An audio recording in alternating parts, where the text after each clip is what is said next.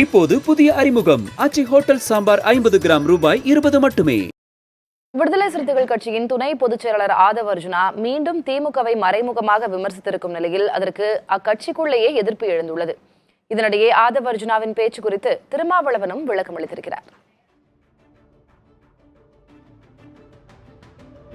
எல்லோருக்குமான தலைவர் அம்பேத்கர் என்ற புத்தக வெளியீட்டு விழாவில் பேசிய விடுதலை சிறுத்தைகள் கட்சியின் துணை பொதுச் செயலாளர் ஆதவ் அர்ஜுனா திமுகவை மறைமுகமாக விமர்சித்தார்.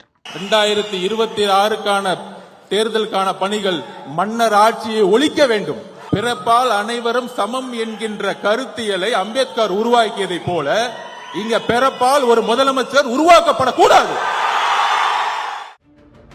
திமுகவுடன் கூட்டணியில் இருந்து வரும் நிலையில் ஆதவ் அர்ஜுனா மீண்டும் விமர்சித்தது பல்வேறு யூகங்களுக்கும் வித்திட்டுள்ளது.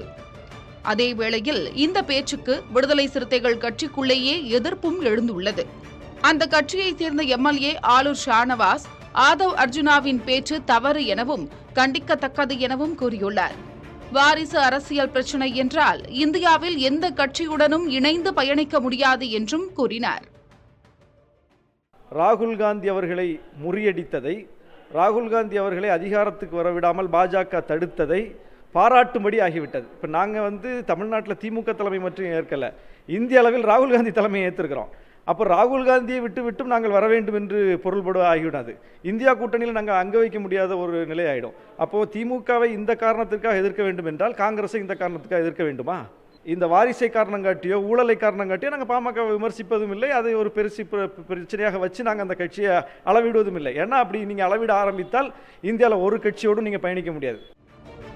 இதனிடையே திருச்சியில் செய்தியாளர்களை சந்தித்த திருமாவளவன் புத்தக வெளியீட்டில் ஆதவ் அர்ஜுனா பேசியது அவரது தனிப்பட்ட கருத்து என்று தெரிவித்தார்.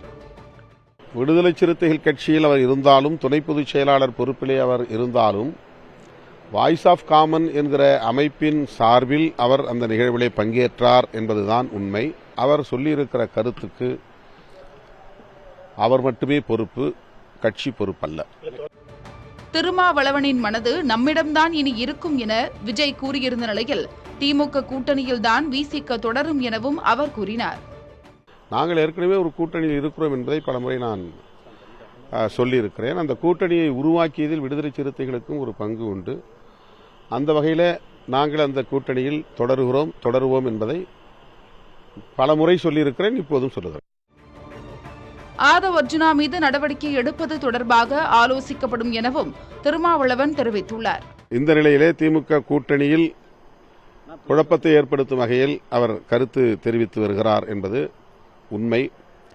அவரிடம் விளக்கம் கேட்போம், உரிய விளக்கம் கிடைக்கும் என்று பார்ப்போம். அதன் பிறகு இயக்க முன்னணி தோழர்களோடு கலந்து பேசுவோம். ஆதவ் அர்ஜுனா மீது நடவடிக்கை எடுக்கப்படுமா, அவரது பேச்சு திமுக கூட்டணியில் சலசலப்பிற்கு வித்திடுமா என்பதே தமிழக அரசியலில் தற்போதைய கேள்வியாக இருக்கிறது.